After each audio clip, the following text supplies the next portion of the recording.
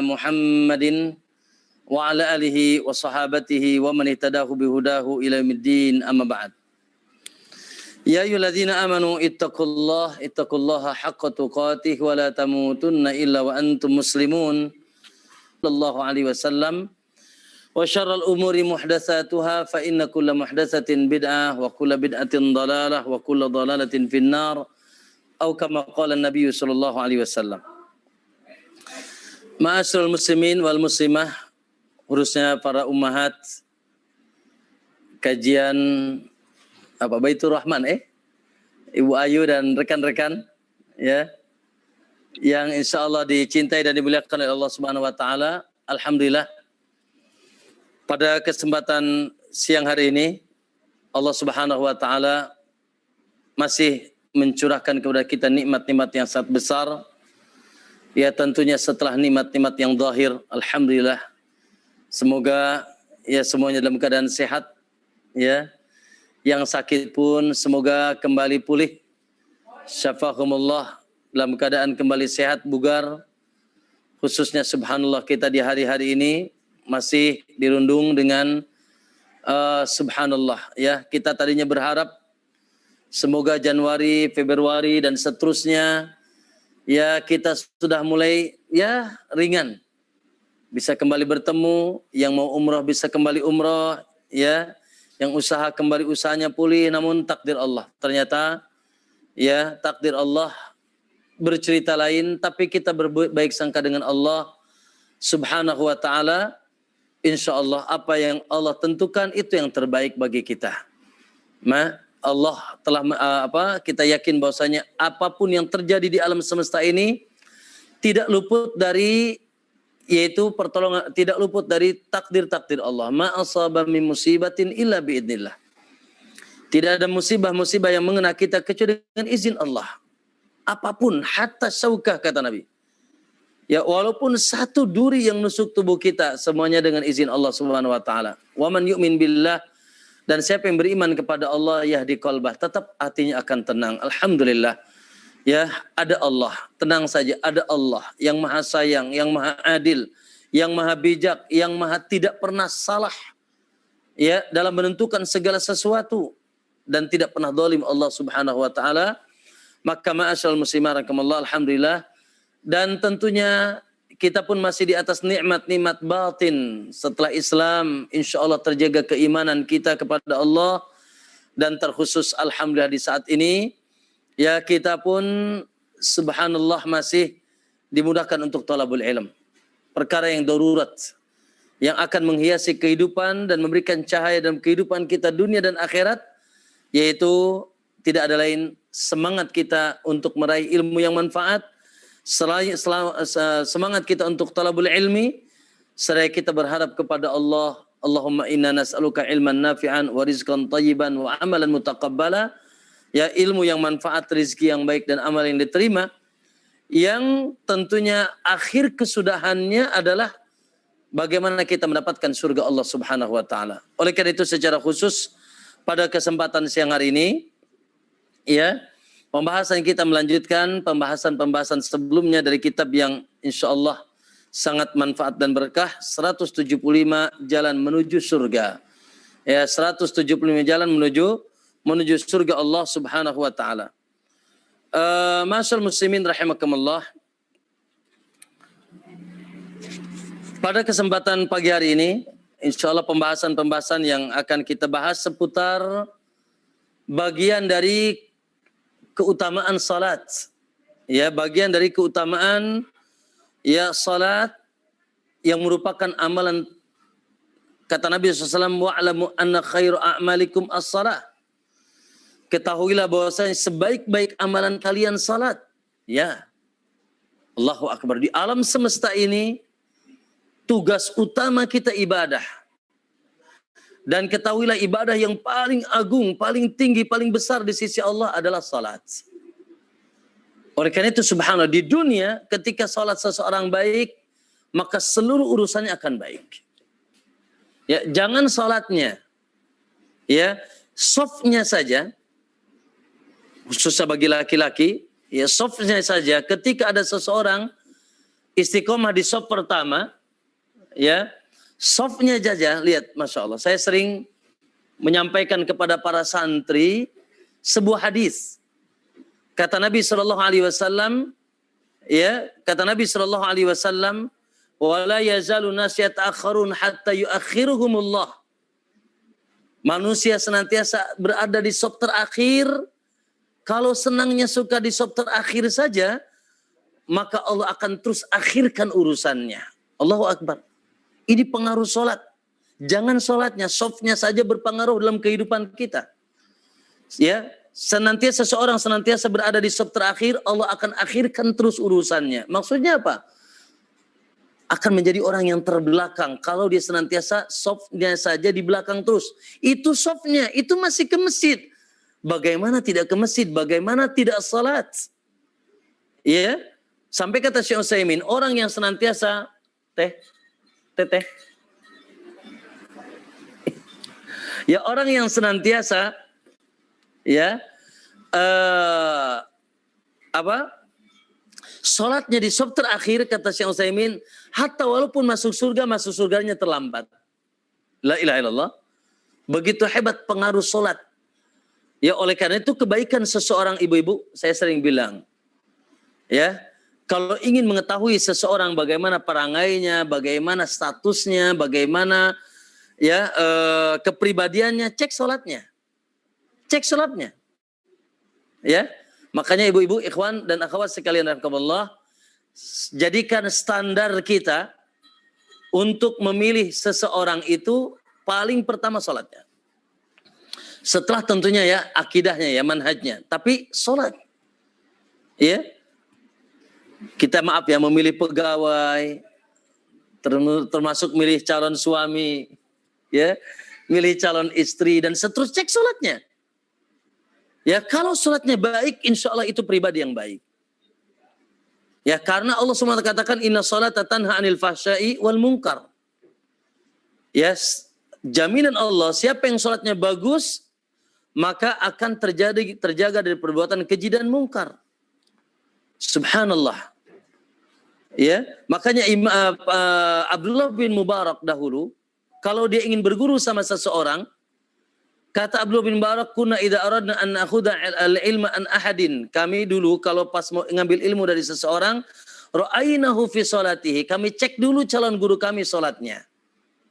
Fa in ahsana salat akhadna. Kalau salatnya bagus, kami ambil ilmu dari dia.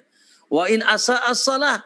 Kalau calon guru kami ternyata salatnya saja buruk, maka gimana mau memberikan kebaikan sama orang wong dianya sendiri salatnya buruk. Ya, dan sholat seseorang bagus itu saya sering ulang-ulang dan tidak mengapa diulang. Standar sholat seseorang baik itu bila memenuhi 5 kriteria. Sekali lagi, standar seseorang baik sholat itu bila memenuhi 5 kriteria. Yang pertama jelas tidak bisa ditawar-tawar, namanya ikhlas. Betul-betul karena Allah, kecintaannya, pengagungannya, rasa takutnya yang mendorong dia semangat untuk salat, bukan karena fulan, karena alan atau terpaksa. Ikhlas. Fasalli li rabbika wa inna salati lillah rabbil alamin wa nusuki wa mahyaya lillah. Yang kedua khusyuk. Maaf, yang kedua ya sesuainya dengan tuntunan Nabi sallallahu alaihi wasallam. Cek juga. Ya. Jangan-jangan salatnya ya masih sibuk usolli fardhu maghrib. Ya, naam, jangan-jangan sholatnya ya tata caranya tidak sesuai dengan tuntunan Nabi SAW. Nabi mengatakan sallu kama ra'aitumuni usalli.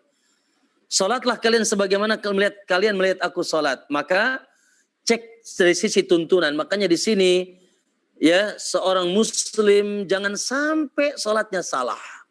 Lihat Bu, Pak, ikhwan sekalian, ada satu hadis sangat menakutkan kita.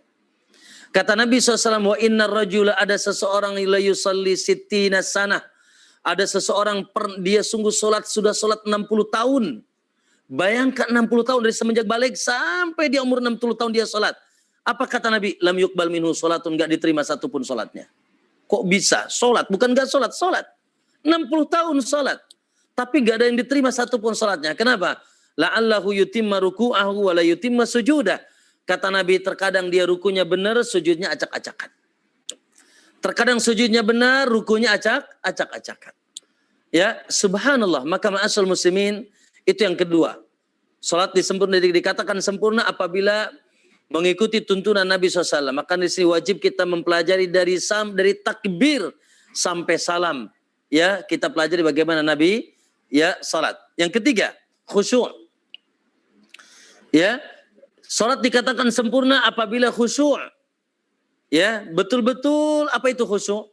Khusyuk itu artinya penuh dengan rasa tunduk dan takut dan cinta kepada Allah. Sehingga buahnya ketika orang itu khusyuk, ya, dia tidak mengingat kecuali Allah. Ya, jadi khusyuk itu maknanya tunduk, patuh, ya, dan betul-betul menghinakan diri di hadapan Allah. Lalu prakteknya gimana? Prakteknya khusyuk itu tidak ingat kecuali Allah. Jadi kalau lagi sholat masih ingat apa? Biasanya mengisap apa? Ingat jarum ya, yang hilang. Atau ingat dompet.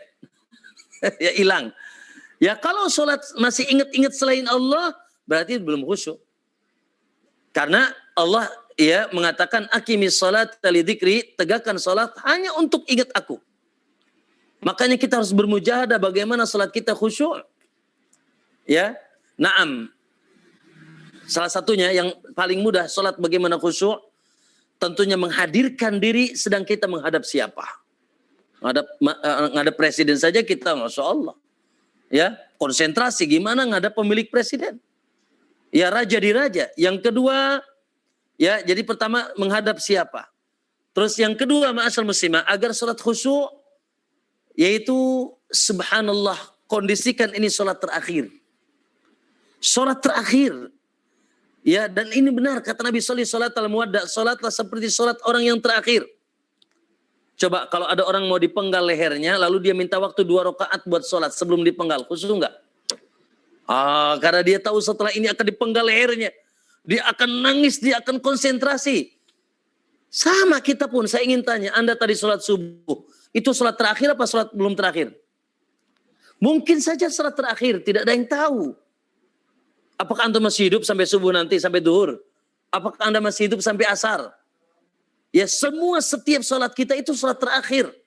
Karena kita tidak tahu ya apa yang terjadi setelah ini. Mungkin kita wafat, tidak tahu. Maka kondisikan seperti sholat terakhir, yang setelah ini kita tidak ada lagi kesempatan sholat. Yang ketiga, bagaimana khusyuk? Yaitu dengan usahakan kita konsentrasi dengan bacaan yang kita baca. Ya. Makanya usahakan jangan sampai sholat bacaannya pun nggak paham, ya. Subhana rabbiyal a'la apa orang ngerti? Nggak bisa, ya. Naam at-tahiyatul mubarakatus salawatut thayyibat, masya Allah. Ya, hadirkan Rabbi firli warhamni wajburni warfa'ni warzuqni ya Allah, ya. Masya Allah, ampuni aku, sayangi aku, berikan aku rizki, angkat derajatku, sehatkan aku, masya Allah, ya. Allahumma ba'id baini wa baina khatayaya kama ba'ata bainal masyriq wal maghrib. Ketika doa iftitah, ya Allah, jauhkan aku dari dosaku seperti masyriq dan maghrib jauhnya. Allah, bersihkanlah aku dari dosa sebagaimana kain putih dibersihkan dari kotoran, dan seterusnya. Maka ma'asal muslimin rahimakumullah, hadirkan makna yang kita baca. Oke, kita singkat saja karena pembahasan kita bukan itu. Apa tadi? Ikhlas. Kemudian apa? Sesuai dengan tuntunan Nabi. Yang ketiga apa? Khusyuk. Yang keempat, tepat waktu. Sholat dikarenakan baik, tepat waktu. Jadi kalau ada calon suami sholatnya jam 4, ya, atau sholatnya jam 3, ya sholat duhurnya jam 3, jangan diterima itu. Ya, kalau ada calon pekerja sholat maghribnya jam 8 malam, jangan diterima. Dia tidak tepat waktu. Dan lebih hebat lagi kalau di awal waktu. Ya, kalau di awal waktu, makanya usahakan. Karena sholat itu, inna sholata kanat alal mu'minina kitaban mauquta. Salat itu atas orang yang beriman, kewajiban yang telah ditentukan waktunya. Yang terakhir, yang kelima, ma'asal muslimin, yaitu bagi laki-laki berjamaah. Bagi laki-laki berjamaah tidak bisa ditawar-tawar. Maaf ya, makanya kalau ada calon suami cek, ente salat jamaah enggak? Kalau enggak, maaf, jangan diterima. Ya, calon pegawai cek jamaah enggak? Enggak, jangan diterima sudah. Enggak mungkin baik. Panggilan Allah saja dia tidak Dia tidak indahkan. Gimana panggilan Anda sebagai bosnya? Ya, panggilan Allah saja enggak hayya 'alas shalah, ya dia tidak perhatikan. Bagaimana panggilan Allah Subhanahu wa taala?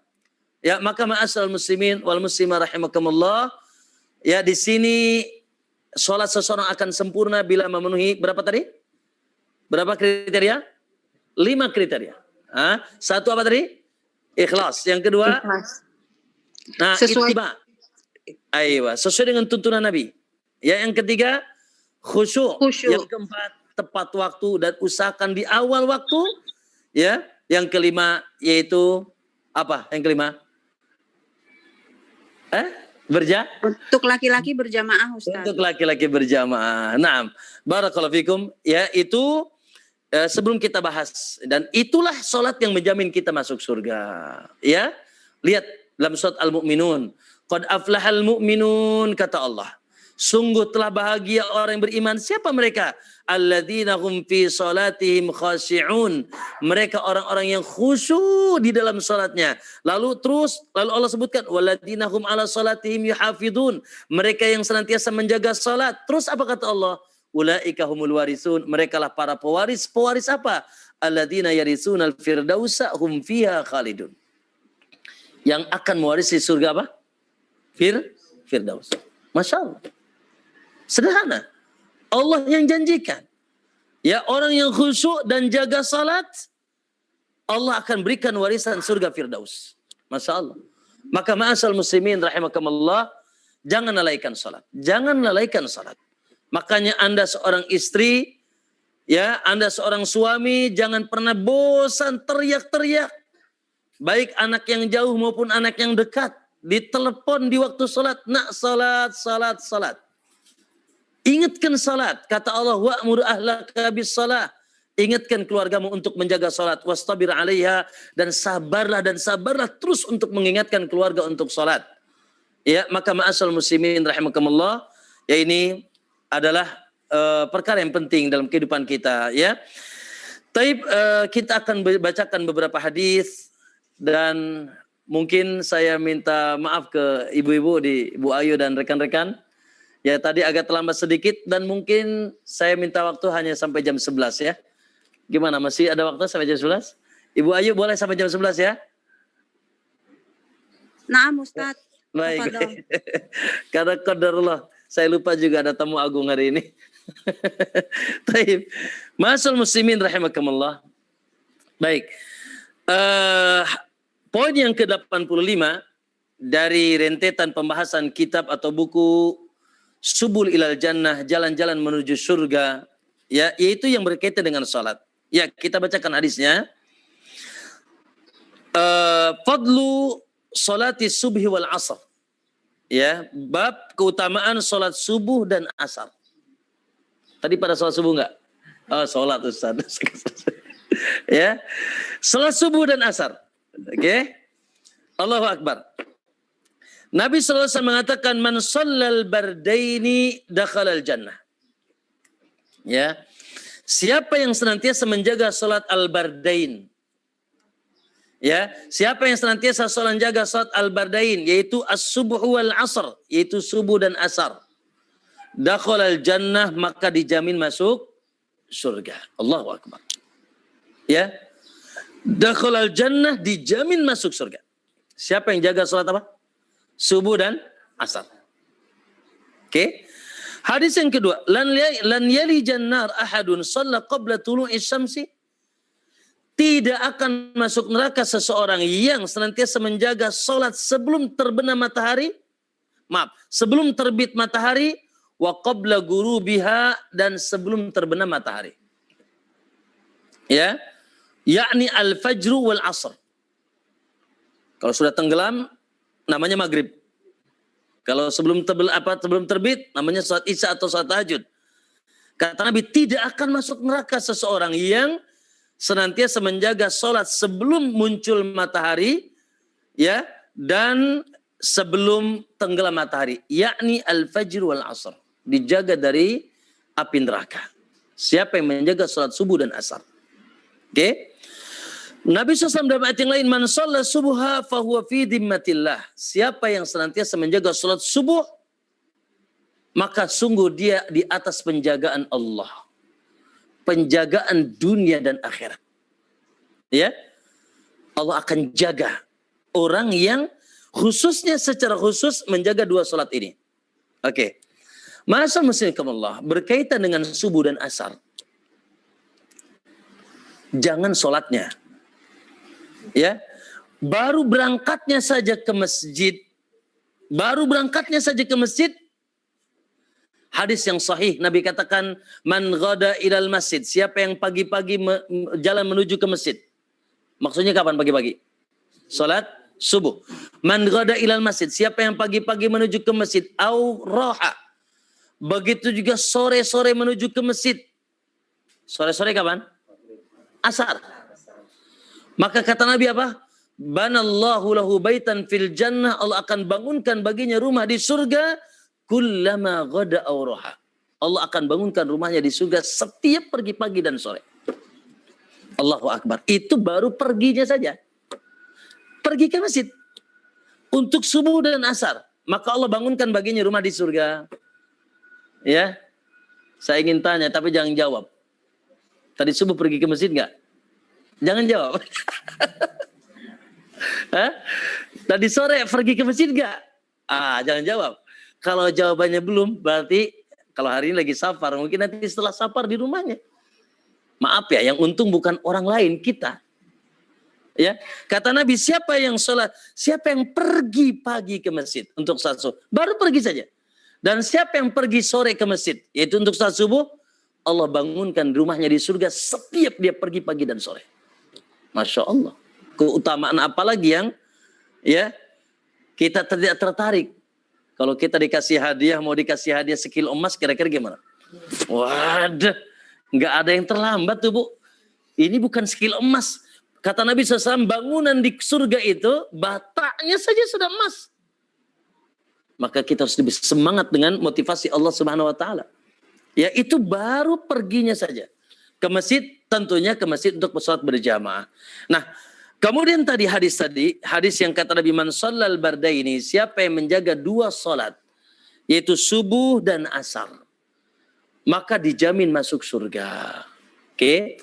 Ustaz, atau hadis yang kedua, dan Allah lan yali jannar, tidak akan masuk neraka ahadun, seseorang yang senantiasa menjaga salat sebelum terbit matahari, itu salat subuh, dan salat sebelum tenggelam matahari, itu salat asar. Lalu kata Nabi man salat subah wal asar, man salat subah fa huwa fi dhimmatillah, siapa yang salat subuh senantiasa menjaga salat subuh, Allah akan jaga dia. Pertanyaan, kenapa begitu hebat sholat subuh dan asar?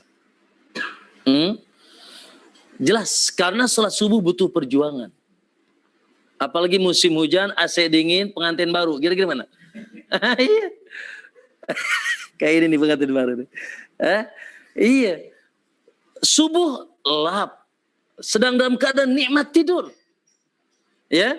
Masya Allah. Lalu kita mendengar panggilan hayya ala salah. Bahkan diingatkan as-salatu khairun.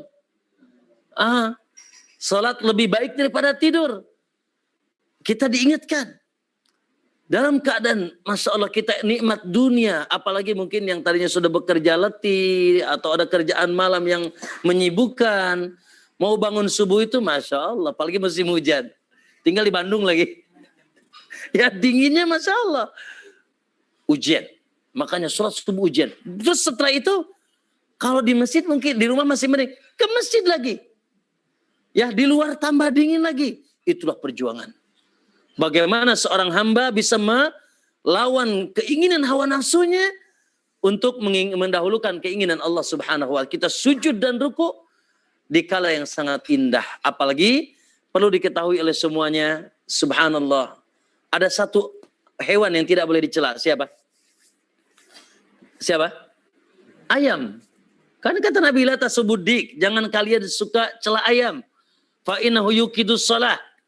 Karena dia suka itu bangunin orang salat. Itu ayam, gimana orang yang makan ayamnya?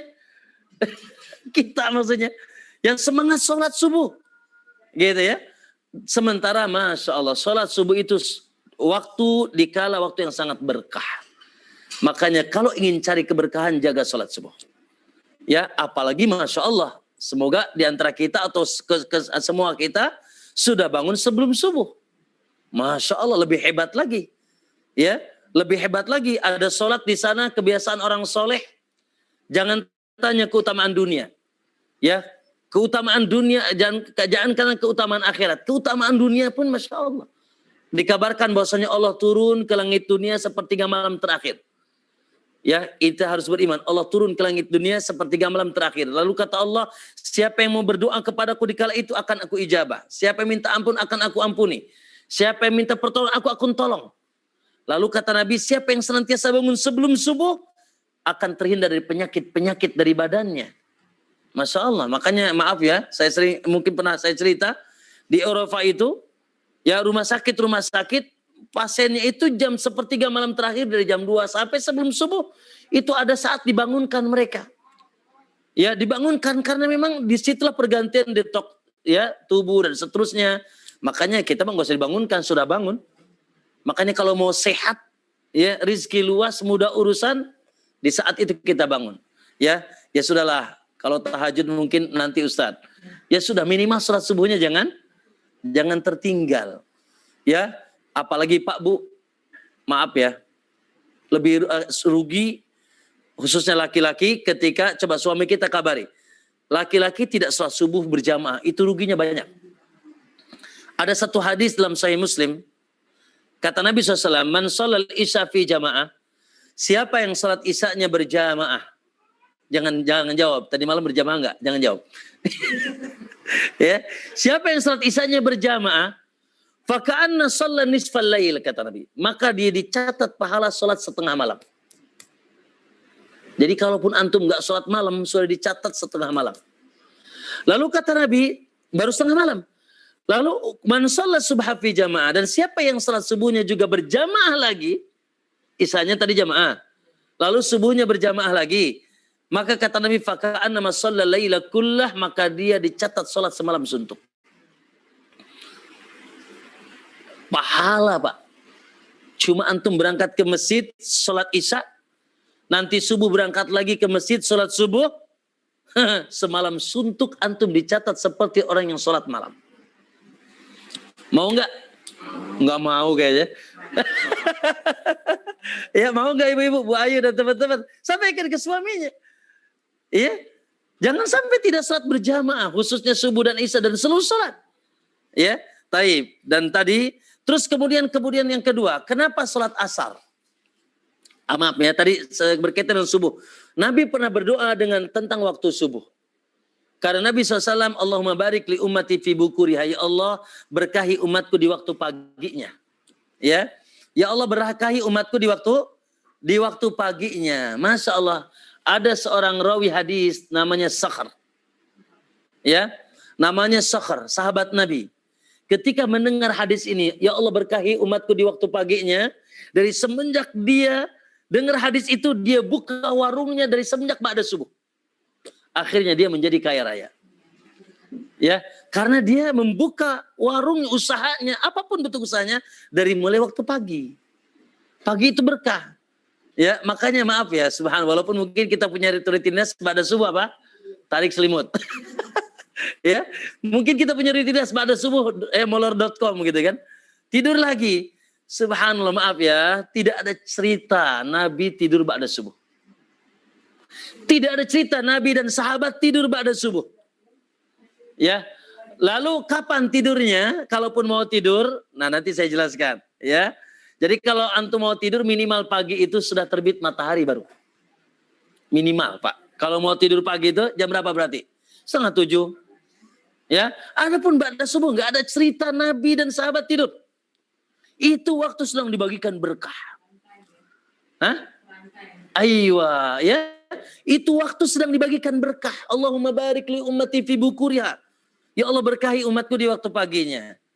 Dan subhanallah memang udara pun mendukung. Saya ingin tanya, kalau olahraga enaknya kapan? Ya pagi. Karena memang masya Allah waktu yang berkah gitu.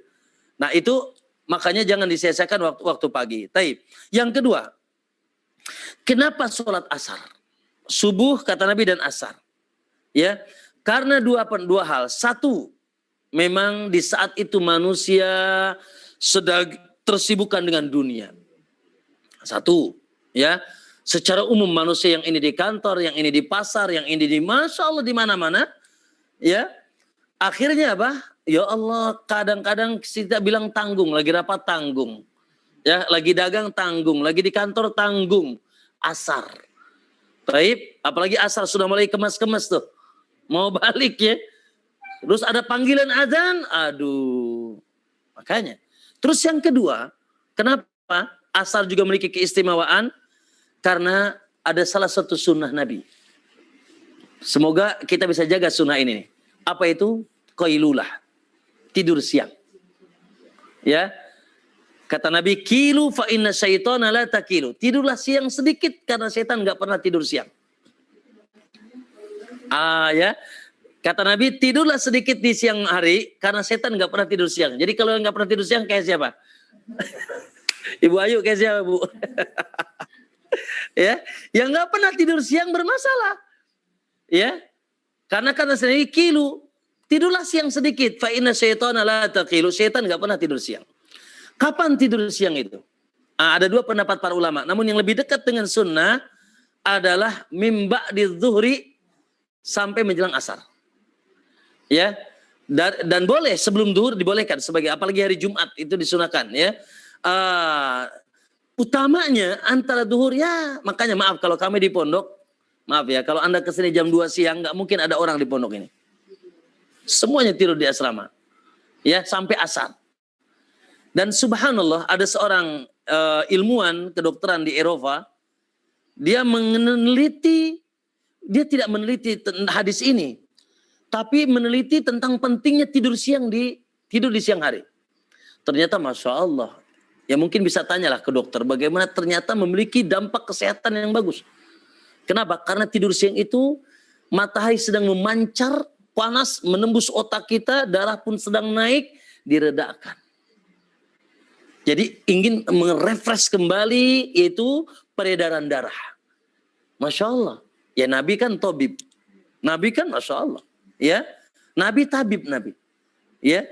Tabib di atas terus tabib adalah Rasulullah SAW. Ya, obat-obatan Nabi sangat mujarab. Bayangkan coba. Ya. Hadis laler aja baru sekarang banyak yang masuk Islam dari dokter. Hadis laler. Dulu orang melecehkan hadis laler. Apa hadis laler, Pak? Kalau ada laler nemplok di gelas, makan lalernya, bukan.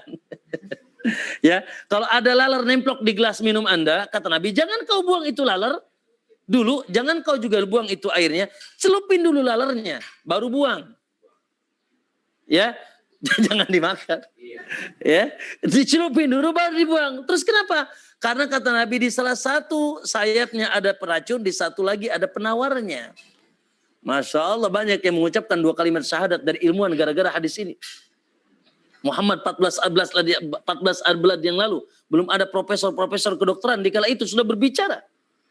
Ya, maka ma'asyiral muslimin. Nah, kenapa sholat asar tadi? Karena dua. Satu, sebagian sibuk dengan dunia. Yang kedua, ketika tidur siang. Tidur siang itu, Pak, kalau sudah tidur cukup dalam. Ya, kalau tidak terbiasa bisa lewat sampai maghrib. Ya, sama. Di sini pun santri tidur siang wajib. Kalau nggak dibangunin lewat. Betul. Jadi kalau subuh ya adalah lelap dengan tidur malam, kalau asar lelap dengan tidur. Oleh karena itunya beratnya sholat ini. Makanya gajinya gede. Gaji sholat 2 ini gede, Pak. Ya, dari mulai tadi berangkatnya saja sudah dibangunkan masuk surga. Dibangunkan rumah di surga. Baru berangkatnya saja ke masjid, sholat subuh dan asar. Kemudian ketika sholat, kata Nabi tadi, dakhalal jannah, dijamin masuk surga. Bahkan tidak akan masuk neraka orang yang menjaga sholat sebelum asar dan sebelum sholat subuh dan sholat asar. Sebelum tenggelam terbit matahari dan sebelum tenggelam matahari. Maka ibu-ibu, Ustaz saya gimana ibu-ibu? Ya sudah ibu-ibu sholat di rumah. Ya. Ustaz boleh nggak ke masjid ibu-ibu? Ya boleh, tapi tidak lebih utama di rumahnya. Terus gimana Ustaz, pahala ke masjid lebih hebat lagi di rumah? Ya, sama. Maka ummahat, karena memang ranahnya ummahat berbeda. Ya, kalau ummahat tentunya kata Nabi, la tamna'u ima Allah masajidallah, jangan kau larang wanita-wanita untuk datang ke rumah Allah, yaitu ke masjid, wa buyutuhunna khairun lahun, sementara rumah mereka lebih baik bagi mereka. Sebentar. Teh, kita imam minta ini AC. Mati ya ininya. Apa? Baterainya mati. Taib, itu sholat subuh dan asar, ya. Maka awas nih, ya, jangan sampai ketinggalan sholat subuh dan asar, ya. Ini jaminannya surga, bahkan dijaga oleh Allah Subhanahu wa taala, ya. Seberat apapun sholat subuh, bismillah, butuh mujahadah. Seberat apapun sholat asar, baik karena kita itu sangat sibuk dunia atau ya kadung ada tidur siang, ya, maka ya berjuang untuk sholat asar. Dan khusus laki-laki, ya usahakan, ya, terlepas dari khilaf para ulama, yang sahih adalah, maaf ya, wajib memang salat berjamaah, ya. Kata orang kalau sholatnya di rumah bencong katanya, Bu. Ya, ya, sholat itu kan memang kan gini, rumah itu bahasa Arabnya bata yabitu baitan, baitun, rumah. Artinya tempat tinggal, tempat nginep. Ya, sementara tempat sholat itu masjidun, tempat sujud. Nah, jangan dibalik, tidur di masjid, sholat di rumah, itu kebalik namanya. Baik, Masyal muslimah itu poin yang ke-80, ya, yang ke-85, bahwa jelas ya, di antara jalan menuju surga, ya, kan judul kita apa bukunya, 170 jalan menuju surga. Di antara jalan menuju surga, sholat subuh dan asar. Berjamaah bagi laki-laki khususnya. Usahakan. Iya, gitu, subhanallah. Dan sudah saya sebutkan tadi hikmahnya, kenapa begitu hebat sholat subuh dan asar. Ya, taib. Selanjutnya, poin ke-86. Masih berkaitan dengan sholat. Yaitu, hudur lil masjid, ya, hudurul masjid lis-subhi wal isya bara'atun minan nifaq. Allahu akbar. Buat bapak-bapak juga nih, untung hari ini kesini dengar hadis nih. Coba nggak kesini Ustaz katanya. Ya. Bukan, coba nggak kesini nggak dengar saya katanya. Soalnya kalau dengar nggak enak juga gitu. Nggak apa-apa ya. Apalagi nih jalan menuju Roma, bukan surga. Ya, jalan menuju surga. Tayyib. Yaitu hadir di masjid untuk sholat subuh dan isya aman dari kemunafikan. Allahu Akbar. Hadir di masjid untuk sholat subuh dan isya aman dari kemunafikan. Baik. Kita tahu Pak Bu sekalian rahimakumullah, status manusia itu ada 3. 1, muslim. Insya Allah kita muslim ya. Dan lanjutnya mukmin nanti. Yang kedua, kafir. Atau bahasa orang Indonesia katanya non-muslim. Bahasa kita kafir. Ya. Yang ketiga, antara muslim dan mukmin gak jelas. Apa namanya? Munafik. Ya. Antara muslim dan mukmin gak jelas. Namanya munafik. Terus gimana Ustaz? Munafik di mana? Jangan kira. Ya, munafik itu Allah katakan innal munafiqina fid darkil asfali minan nar. Orang munafik itu terancam dengan keraknya neraka. Bukan di atas, di keraknya neraka. Ya Allah. Di bawah. Oh, Masya Allah. Mau Pak Bapak mau di atas, di tengah apa di bawah Pak? Aduh Ustaz, jangan suruh milih Ustaz. Ya, Ibu Ayu dan rekan-rekan coba mau yang di mana? Di atas, tengah apa di bawah? Ya Allah. Contoh yang di atas gimana? Kan kalau surga itu, ya, kalau surga itu ke atas. Kalau neraka kata Nabi ke bawah. Ya, jadi kalau surga itu paling atasnya itu paling hebat. Ya, namanya Firdaus. Kalau neraka itu ke bawah. Jadi yang paling sini teh. Ya. Ini enggak hidup tapi teh. Coba cari yang teh Titin. Taib. Kalau neraka yang paling parah yang di bawah. Ya. Yang paling bawah yang paling di atas paling ringan. Paling ringannya saja yang paling di atas kata Nabi itu orang cukup diinjekan saja. Sebagaimana Abu Talib, pamannya Rasulullah, hanya diinjekkan di bara api neraka. Hanya diinjek aja Pak, nggak dibakar, nginjek doang. Tapi bergejolak ubun-ubunnya. Cuma nginjek aja. Kata Nabi, inna ahwana ahlil nar, penduduk neraka yang penduduk neraka yang paling ringan, seseorang diinjekkan doh-dohi jahannam. Cuma di apa itu?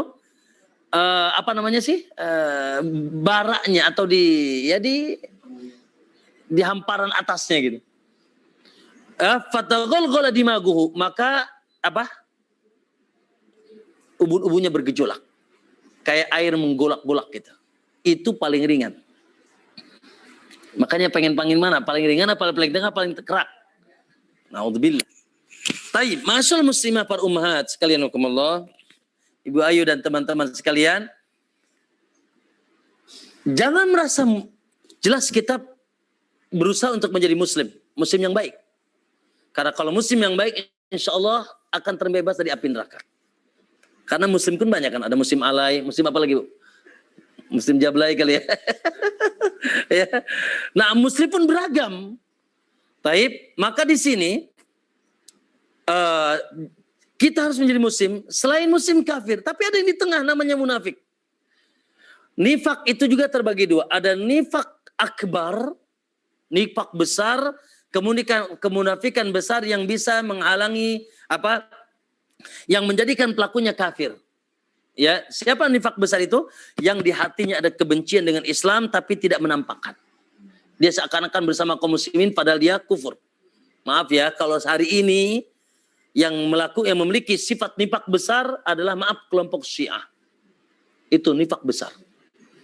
Ya, yang mereka menampakkan mereka muslim padahal mereka mencaci Abu Bakar, mencaci Umar, mengkafirkan Aisyah dan seterusnya para sahabat Nabi. Nah, di sana ada nifak amal.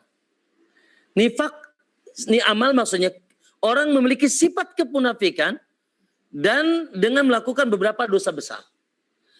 Di antara dosa besarnya Pak, idza hadasa kadzaba, apabila dia berkata dia dusta.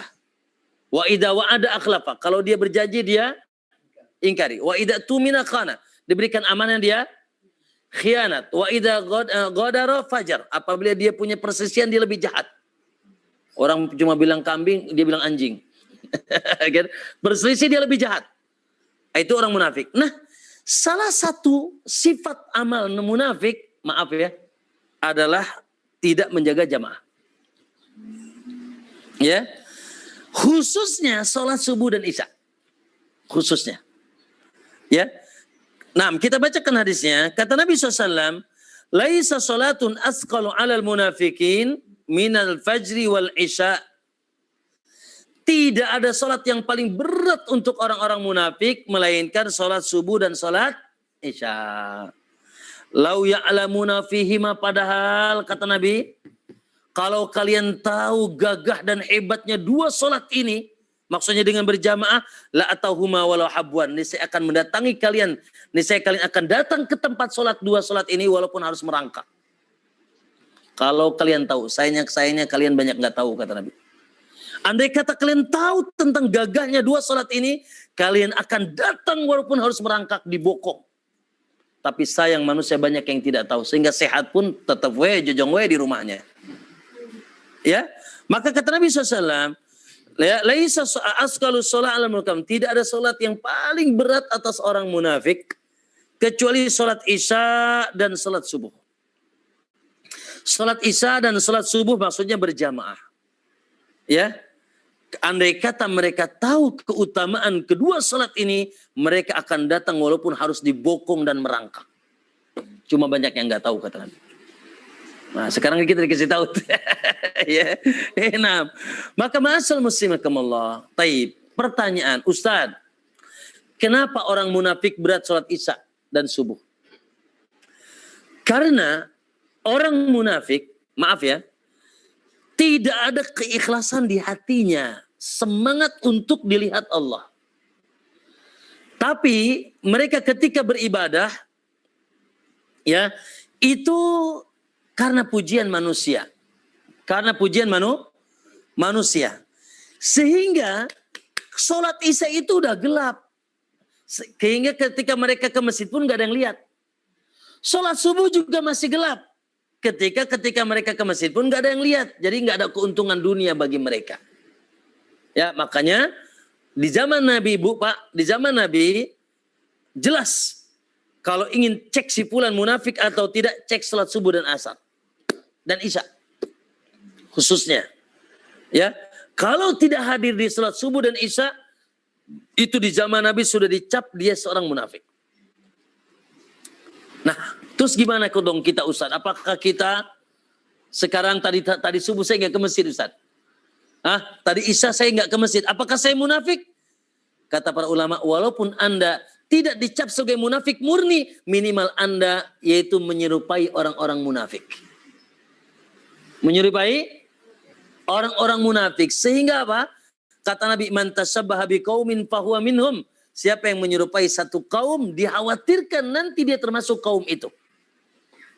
Maka dikhawatirkan kita termasuk kaum tersebut. Maka di sini ma'asal muslimin kamallah, ya jangan sampai ya kita ya khususnya sholat isya. 2 sholat ini saya sebutkan tadi keutamaannya. Apa kata Nabi? Man shalla subh isya fi jamaah. Barang siapa yang sholat isyanya berjamaah. Ya, barang siapa yang sholat isyanya berjamaah, faka'annama shalla nisfal lail.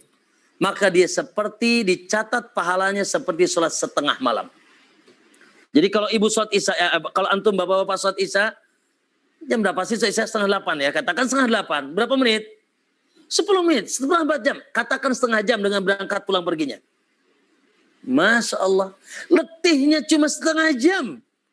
Dicatat pahalanya sampai jam 12 malam. Pahalanya seperti sholat malam, setengah sholat malam. Lalu kata Nabi, wa man shallal subha fi jamaah. Lalu kalau nanti subuhnya juga berjamaah lagi, isyanya tadi jamaah, subuhnya berjamaah lagi, faka'annama shallal laila kullah. Maka dia dicatat pahala seperti sholat semalam suntuk. Masya Allah. Sama sholat subuh pun Anda paling banter setengah jam. Katakan 1 jam enggak nyampe lah. Ya, setengah jam katakan Anda ke masjid bolak-balik setengah jam. Dicatat dari jam 12 sampai subuh Anda seperti orang yang sholat malam. Masya Allah. Ya, maka di sini maaf ya, yang rugi Anda, yang untung Anda. Ya, kita. Makanya maaf, urusan ibadah itu jangan dipaksa. Jangan juga terpaksa. Ya, karena seketika maaf ya, ketika kita tidak semangat beribadah, ketika tidak semangat sholat khususnya, berarti maaf, Anda sedang mentertawakan diri Anda sendiri. Anda sedang merugikan diri Anda sendiri. Anda sedang menjerumuskan, apalagi sampai tidak sholat. Allah Subhanahu wa taala ya sebutkan dalam surat Al-Mudaththir. Allah malaikat-malaikat penunggu jahanam bertanya kepada para penduduk jahanam. Malaikat itu bertanya, "Ma salakakum fi saqar?" Hei kalian, kenapa sih kalian nih pada terjerumus ke neraka sakar? Kenapa ente semuanya ada di sakar? Ma salakakum fi saqar? Semuanya menjawab, qalu, mereka mengatakan, lam nakum minal musallin. Aduh, dulunya kami tidak suka sholat. Lalai. Pak Bu, jangan nggak sholat, sholat aja bisa celaka. Apa kata Nabi? Kata Allah, fawailul lil musallin. Ya, celaka binasa wail. Sebagian mentafsirkan wail itu lembah di neraka jahanam. Fawailun binasa celaka lembah di neraka jahanam. Buat siapa? Lil musallin, bagi yang sholat. Tuh, yang sholat aja ada masih diancam. Sholat yang mana? Alladzina hum an sholatihim sahun, yang mereka suka lalai. Banyak bentuk lalai. Tidak khusyuk, cepat kayak matokin jagung. Kayak ayam matokin jagung. Ya Allah gitu. Ya, sholat salam-salam gitu. Ya, apalagi Bu di antara lalai, yaitu suka mengakhirkan sholat dari waktunya. Ya, masa sholat duhur jam berapa? Jam 2:30, jam 3. Sudah sisa-sisa, sisa ngerokok, sisa makan, sisa. Ya, Allah ancam tuh. Ya, makanya Bu, orang munafik di antara cirinya Allah sebutkan dalam Al-Quran. Innal munafiqina fid darkil asfali minan nar. Orang munafik itu ada di keraknya neraka. Lalu apa sih antara perangai mereka? Kata Allah, idza qamu ila sholati qamu kusala. Kalau mereka menegakkan sholat, mereka lakukan sih, tapi sangat malas. Tidak semangat, tidak punya etos, tidak punya yaitu kesungguhan di dalam sholat, tidak ada kecintaan. Kalau bisa jangan sholat, terpaksa sholat juga, ya. Gitu. Yura'unan nasa wa la yadhkuruna Allah illa qalila. Ditambah lagi ketika salatnya riya, ingin dipuji orang dan tidak ingat Allah. Nah, ini sifat orang munafik. Maka ma'asal muslimah rahmakumullah, jangan seperti orang munafik. Taib. Ibu-ibu, Bu Ayu dan teman-teman, poin 85 tadi, 86 kemudian 87 diloncat. Ini pembahasannya panjang dikit. 88, satu lagi saja. 88 karena nyambung dengan 86. 87 kita loncat ya. 86. Yaitu perkataan Abdullah bin Mas'ud.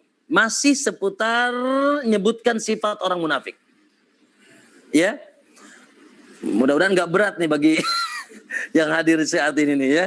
Apa yang menjadi statement sahabat dan statement yaitu Ibnu Mas'ud di kala itu. Di zaman Nabi.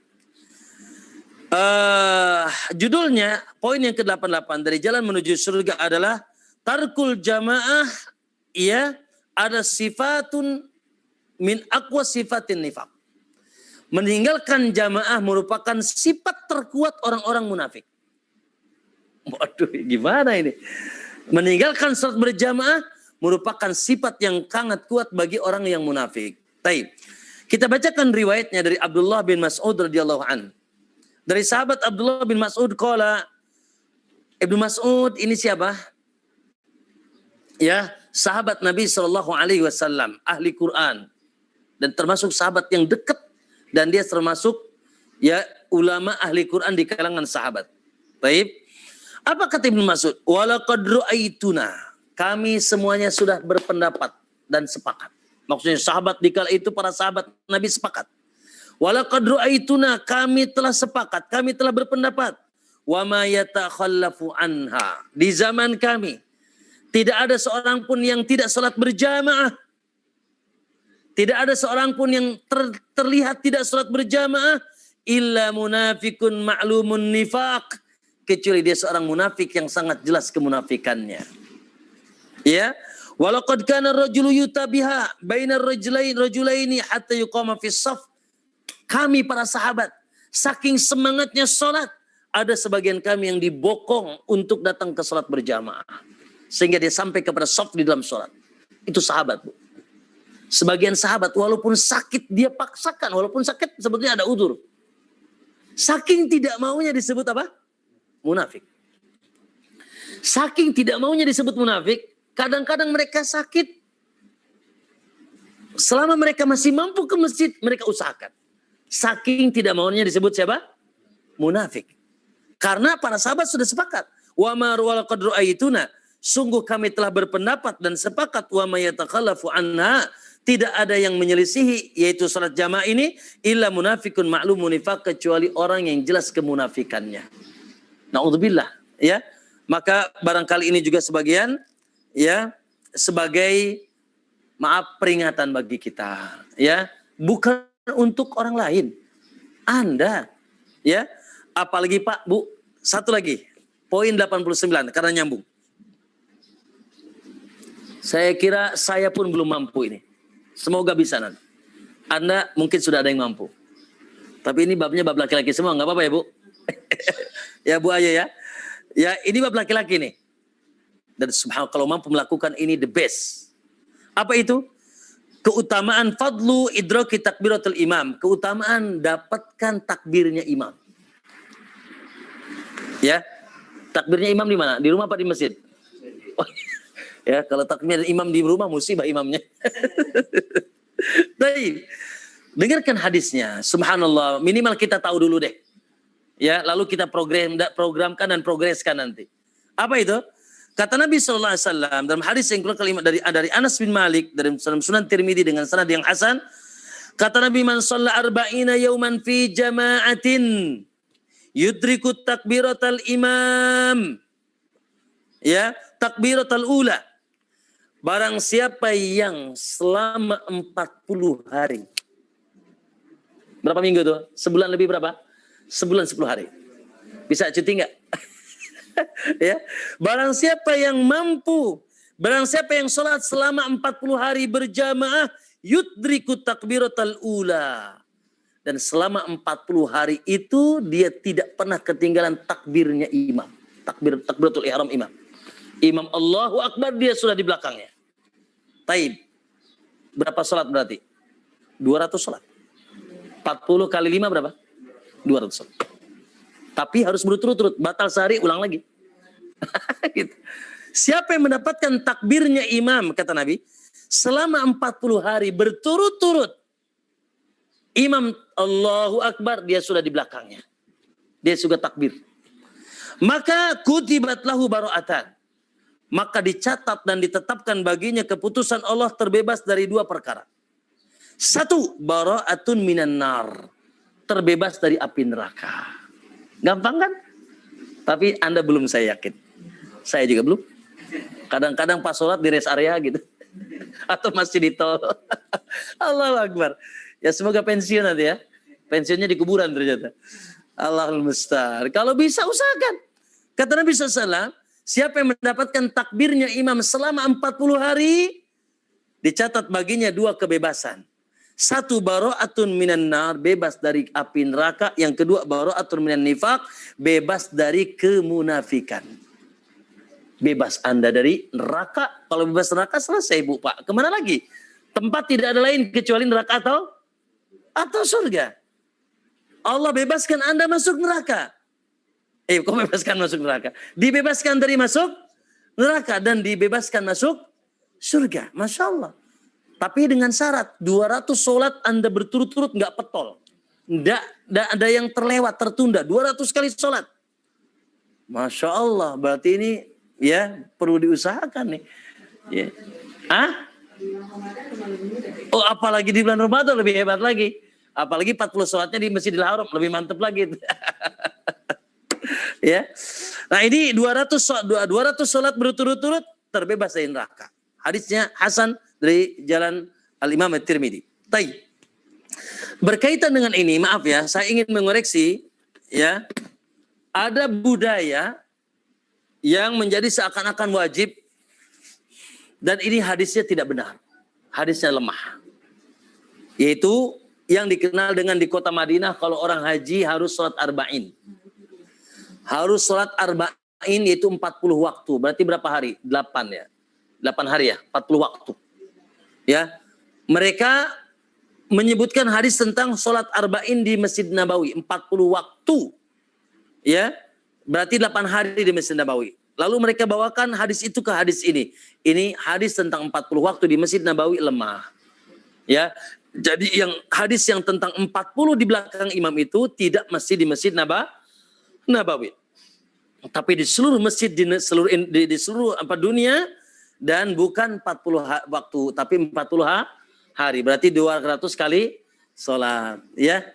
Mohon maaf barangkali ya Ibu Ayu dan rekan-rekan di MT Al-Ikhlas ya kalau tidak salah, atau Baitur Rahman? Baitur Rahman di apa? Di Sakura. Sakura Regency. Bumi Asih Indah. Ya, jazakallah Bu Ayu, mohon maaf ini tadi pas mulai kalau ada tamu, dan ini pun Masya Allah berkah hari ini, kajian online dan offline nih. Harusnya nggak boleh nih Bu, harus daring semuanya nih. Tapi karena Masya Allah barokah beliau-beliau ke sini, jadi kajiannya hari ini yang hadir pun ada yang offline juga, alhamdulillah. Dan barangkali Ibu Ayu mohon maaf sementara ini pertanyaan bulan depan aja ya. Ditumpuk aja hari ini, pertanyaan nanti lagi. Kita simpan aja ya Ustaz. Iya insya Allah ya, di bulan depan disimpan aja pertanyaannya. Nanti kita jawab di kesempatan yang akan datang. Semoga Allah panjangkan umur kita. Semoga Allah berikan kita ilmu yang manfaat. Semoga Allah angkat derajat kita dan Allah memberikan pahala yang besar dan mengampuni dosa-dosa kita insya Allah. Dan semoga insya Allah tidak ada yang mustahil bagi Allah. Musibah yang sedang melanda kita, pandemi dan seterusnya, segera Allah angkat juga insya Allah ta'ala alam wa sallallahu Muhammad. Subhanaka Allahumma bihamdik asyhadu an la ilaha illa anta astaghfiruka wa atubu ilaik. Assalamualaikum warahmatullahi wabarakatuh. Waalaikumsalam warahmatullahi wabarakatuh. Barakallahu fikum Ustadz, jazakumullahu khairan. Dan kepada jamaah yang sudah hadir maupun yang mendengar di YouTube, semoga Allah berikan keberkahan dan taufik untuk melaksanakan dan memberikan taufik untuk mengamalkan ilmunya. Assalamualaikum warahmatullahi wabarakatuh. Ibu Ipo yang mana? Allahu Akbar. Mohon